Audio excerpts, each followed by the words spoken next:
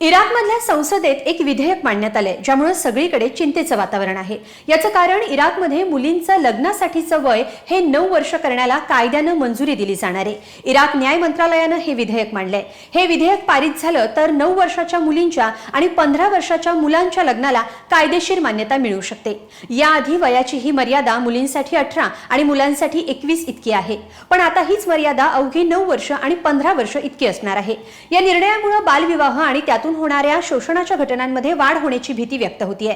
या विधेयकामुळे नागरिकांना कौटुंबिक बाबींवर निर्णय घेण्यासाठी धार्मिक अधिकारी किंवा नागरी न्यायपालिका यापैकी एक निवडण्याची मुभा मिळणार आहे, पण याचा परिणाम म्हणून वारसा, घटस्फोट आणि मुलांचा ताबा यातले अधिकार कमी होतील।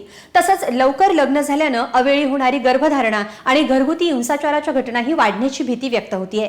9 वर्षाच्या वयात मुली शाळेच्या मैदानावर असायला हव्यात, लग्नाच्या मंडपात नाही, असंही या विधेयकाच्या विरोधात बोललं जातंय।